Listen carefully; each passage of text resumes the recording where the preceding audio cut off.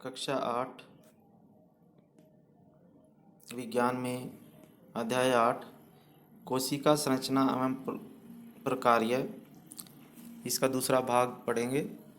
इसमें लेसन में हमने यहाँ तक पढ़ लिया था पिछली वीडियो में। पेज नंबर हमारे पास है 93। यहाँ तक हमने पहली वीडियो में पढ़ लिया इसको। तो अब दूसरा भाग है इसमें कोशिका के भाग। अब कोशिका के भागों के बारे में पढ़ेंगे हम। तो कोशिका के भाग हैं, सबसे पहले कोशिका झिल्ली। तो हम जितनी भी कोशिकाएं होती हैं, जितने भी जंतु होते हैं, जीव जंतु हैं, पेड़ पौधे हैं, सभी की सबसे छोटी इकाई कोशिका होती है।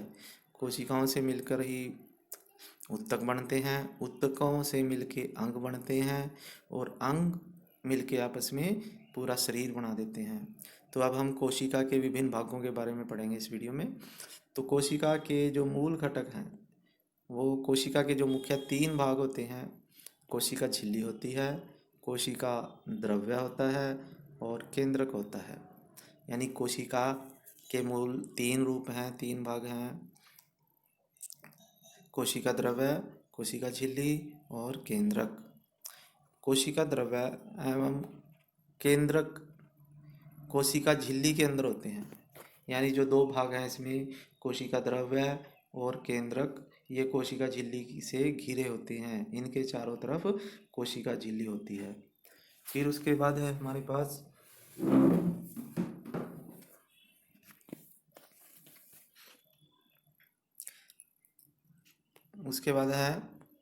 अब हम इन तीनों भागों को देखेंगे।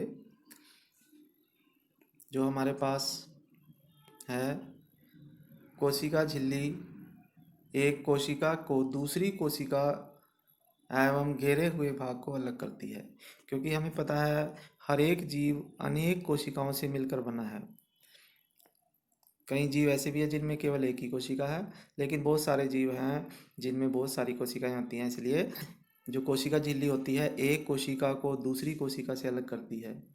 कोशिका झिल्ली, जिसे प्लाज्मा झिल्ली भी कहते हैं, ये सहरंध्र होती है। सहरंध्र का मतलब यह है, इसमें छोटे छोटे छेद होते हैं जो कुछ पदार्थों को,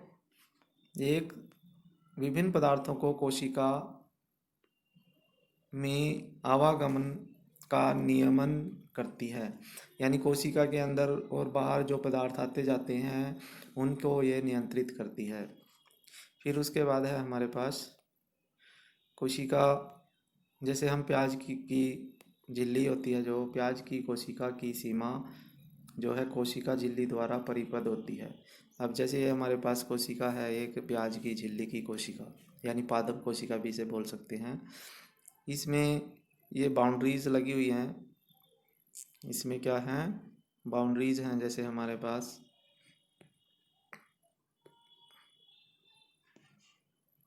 ये बाउंड्रीज हैं जो हमारे पास है, ये लाइनें जो लगी हुई हैं, ये कोशिका झिल्ली है। और ये एक और दृढ़ आवरण होता है, इसे कोशिका भित्ति कहते हैं। अब इस कोशिका झिल्ली के बाहर भी जो पादप होते हैं, पेड़ पौधे होते हैं, जो उनकी कोशिका झिल्ली के बाहर भी एक कोशिका भित्ति होती है जो कोशिका झिल्ली की रक्षा करती है। और इनके बीच में कोशिका के केंद्र में घनी और गोलाकार संरचना होती है, जिसे केंद्रक कहते हैं। तो जो आपको ये संरचनाएं दिख रही हैं गोल गोल बीच में, ये केंद्रक हैं। कोशिका सबसे बाहर, कोशिका का किसी भी कोशिका के सबसे बाहरी आवरण जो है पादप कोशिका में या प्याज की कोशिका में, वो कोशिका भित्ति है। फिर उसके अंदर, उसी के साथ अंदर की तरफ कोशिका झिल्ली होती है। फिर उसके बाद उसके अंदर जो है कोशिका केंद्रक होता है, जो गोल होता है लगभग और केंद्र में होता है। और यही कोशिका के सभी कार्यों पे नियंत्रण करता है, इसलिए इसे केंद्रक कहते हैं। और कोशिका झिल्ली और केंद्रक के बीच में एक जेली के समान, जैसा जेल हम बालों में भी लगाते हैं काफ़ी बच्चे, तो उस जेल के समान एक कोशिका के अंदर जेल भरा होता है, जिसे कोशिका केंद्रक कहते हैं। इसे क्या कहते हैं, कोशिका केंद्रक। तो उसके बाद है जो हमारे पास कोशिका झिल्ली है। कोशिका झिल्ली कोशिका को आकार प्रदान करती है। पौधों में कोशिका झिल्ली के अतिरिक्त एक बार मोटी परत होती है जिसे कोशिका भित्ति कहते हैं। यानी जो जितने भी पेड़ पौधे हैं, जितनी भी पादप कोशिकाएं हैं, उनमें एक कोशिका भित्ति सबसे बाहरी परत होती है। कोशिका झिल्ली को आबद्ध करने वाली यह अतिरिक्त संरचना पौधों की कोशिकाओं को सुरक्षा प्रदान करती हैं।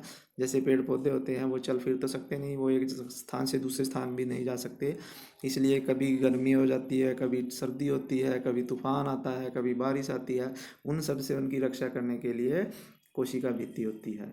जैसे कोशिकाओं को ताप में परिवर्तन, तीव्र गति से चलने वाली वायुमंडलीय नमी आदि परिवर्तनों से सुरक्षा करती है ये, क्योंकि ये चल फिर नहीं सकते। कोशिकाओं का जो परीक्षण है, यानी कोशिका को हम देख सकते हैं ट्राडेस, कैंसिया, इलोडिया और रोयो, ये पौधे हैं।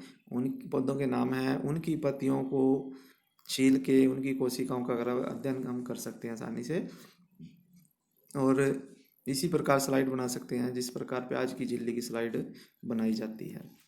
फिर उसके बाद हमारे पास ये पादप कोशिका के बारे में था।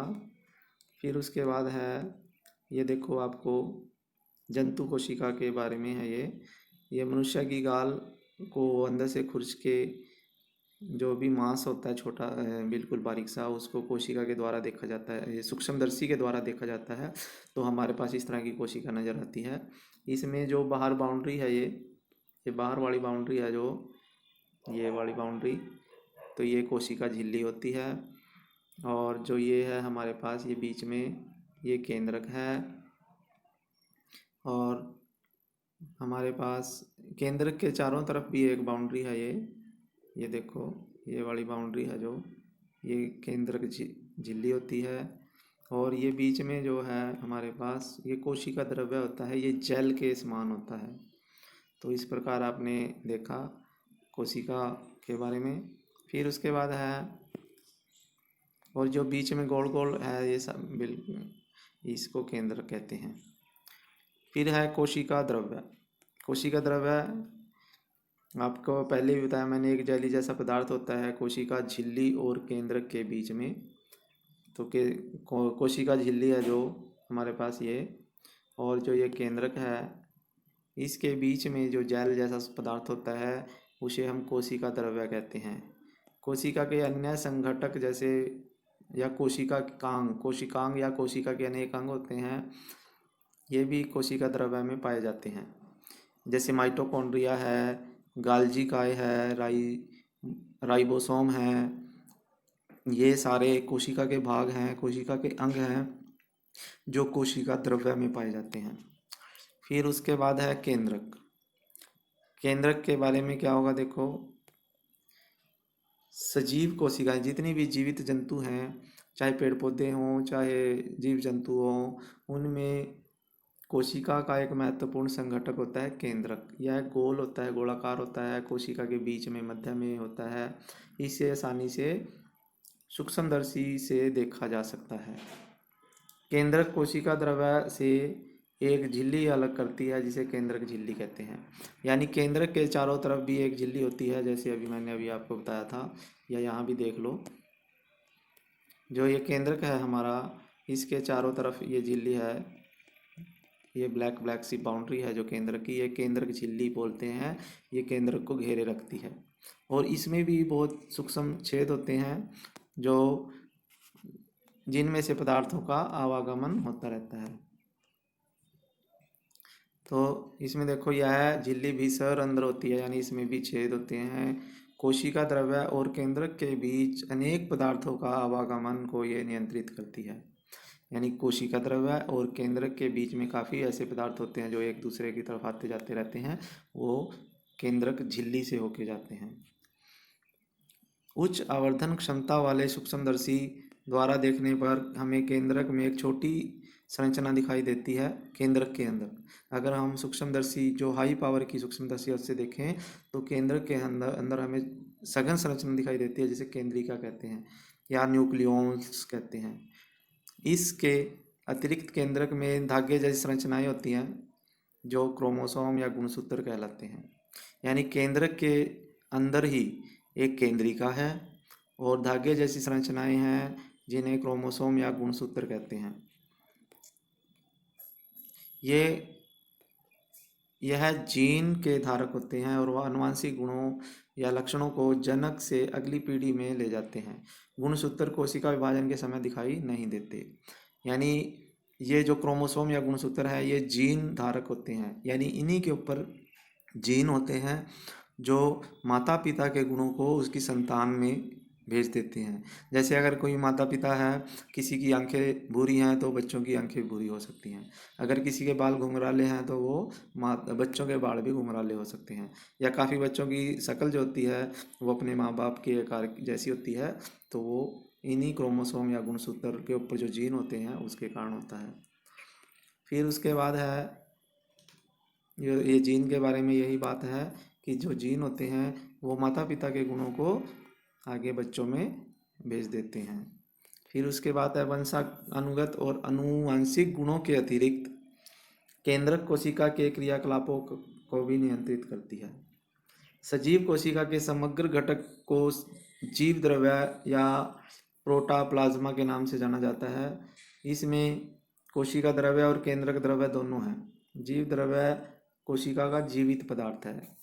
तो जो कोशिका द्रव्य होता है वो कोशिका का मुख्य भाग है, जीवित भाग है। और कोशिका के जो समग्र संघटक हैं, कोशिका के जितने भी सारे भाग हैं वो सभी के सभी कोशिका द्रव्य में होते हैं। उसके बाद है जीवाणु कोशिका का केंद्रक जो है, जो जीवाणु होते हैं उसकी कोशिका का जो केंद्रक है वो जीवों के केंद्रक के समान नहीं होता, साफ दिखाई नहीं देता। इसमें केंद्रक झिल्ली अनुपस्थित होती है। केंद्रक झिल्ली इसमें नहीं होती, यानी केंद्रक की जो बाउंड्री है, केंद्रक के चारों तरफ जो ब्लैक लाइन दिख रही थी वो नहीं होती। ऐसी कोशिकाओं जिनमें केंद्रक पदार्थ केंद्रक झिल्ली के बिना होते हैं उन्हें प्रकैरियोटिक कोशिका कहते हैं। ये भी प्रश्न आता है कि प्रकैरियोटिक कोशिका किसे कहते हैं? ऐसी कोशिका जिसमें केंद्रक झिल्ली नहीं होती। और इस प्रकार की कोशिकाओं वाले जीवों को प्रोकैरियोट्स कहते हैं। प्रोकैरियोट्स कहते हैं। जैसे जीवाणु है, नीले हरे शैवाल हैं, ये इसके उदाहरण हैं। और प्याज की छिल्ली, गाल की कोशिकाओं जैसी कोशिकाएं जिनकी केंद्रक के चारों ओर झिल्ली पाई जाती है, केंद्रक झिल्ली होती है, उसे यूकेरियोटिक कोशिका कहती हैं। ऐसी कोशिकाओं को यूकेरियोट्स कहते हैं। तो ये भी आपने नोट करना है और याद करना है। फिर उसके बाद है हमारे पास जो प्याज की झिल्ली है उसकी जब भी प्रेक्षण किया हमने तो उसके बीच में खाली स्थान होता है, यानी कोशिका द्रव्य के बीच में खाली जगह दिखाई देती है जिसे रिक्तिका कहते हैं। जैसे हम बोलते हैं रिक्त स्थान भरो, यानी खाली स्थान भरो, तो वैसे ही हम जो कोशिका के बीच में खाली जगह होती है उसे रिक्तिका कहते हैं। यह मात्रा एक और बड़ी हो सकती है, यानी ये काफ़ी संख्या में हो सकती हैं। प्याज की झिल्ली में कोशिका में दिखाई देती हैं। गाल की कोशिका में भी अनेक छोटी छोटी रिक्तिकाएँ होती हैं। बड़ी रिक्तिकाएँ पौधों की कोशिकाओं में होती हैं, जंतुओं की रिक्तिकाएँ छोटी होती हैं। तो जंतु और पादप कोशिका में जब अंतर लिखते हैं तो इसमें ये भी हम लिख सकते हैं कि जो पादप कोशिकाएं हैं उनमें रिक्तिकाएँ बड़ी होती हैं और जंतु कोशिकाओं में रिक्तिकाएँ छोटी होती हैं। ट्राडेस्केशिया पत्ती की कोशिकाओं में अनेक छोटी रंगीन संरचनाएं दिखाई देती हैं। ये पत्ती की कोशिकाओं के कोशिका द्रव्य में छितरी रहती है, इसे प्लास्टिड कहते हैं। प्लास्टिड का मतलब हरित लवक। तो पादप कोशिकाएं जो होती हैं उनमें हमें प्लास्टिड भी मिलता है जिसका रंग हरा होता है, और इसका रंग हरा होता है, इसे क्लोरोफिल भी कहते हैं। क्योंकि पेड़ पौधों की पत्तियों में क्लोरोफिल पाया जाता है, इसलिए पादप कोशिका में प्लास्टिड या ये हरित लवक होता है जिसे क्लोरोफिल कहते हैं। अब देखो ये पादप कोशिका की संरचना है। इसमें देखो पादप कोशिका में इस भाग को बड़ा करके यहाँ पे दिखाया गया है। तो सबसे जो बाहरी परत है उसे कोशिका भित्ति कहते हैं, और उसी के साथ अंदर की तरफ जो है ये कोशिका झिल्ली है। और इसमें जो हरे हरे रंग के ये बिंदु आपको दिख रहे हैं, ये प्लास्टिड या हरित लवक कहलाए जाते हैं। और ये जो ये खाली जगह बड़ी है ये इसे रिक्तिका कहते हैं। इसको क्या कहते हैं? रिक्तिका। जैसे ये देखो इधर कोशिका झिल्ली है, सबसे बाहर कोशिका भित्ति है इसमें, और ये रिक्तिका है, और जो ये आपको दिखाई दे रहा है गोल गोल, इसको केंद्रक कहते हैं। और ये कोशिका द्रव्य है जो इसमें पूरी कोशिका में ये रेड रेड या पिंक पिंक जो दिखाई दे रहा है आपको, ये कोशिका द्रव्य है। तो ए जो है हमारे पास ये पादप कोशिका है, और जो बी है हमारे पास ये जंतु कोशिका है। जंतु कोशिका ये है, देखो इसमें कोशिका झिल्ली जो है बाहर की तरफ है, और जो खाली जगह बीच में पड़ी है ये वाइट वाइट ये रिक्तिका है, और ये जो बीच में है ये केंद्रक है, और कोशिका द्रव्य है ये जो येलो येलो जितना भी है इसमें ये सारा कोशिका द्रव्य है।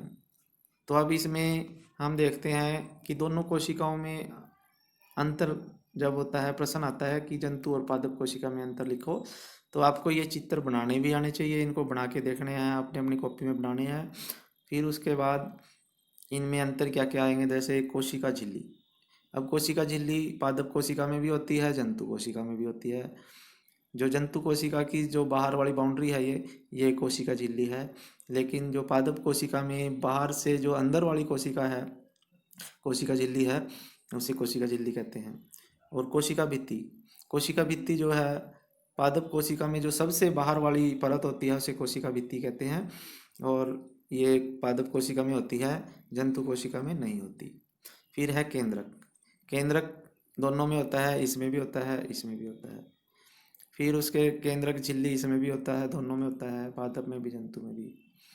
और कोशिका द्रव्य दोनों में होता है, इसमें भी और इसमें भी, दोनों में होता है, पादप में भी जंतु में भी।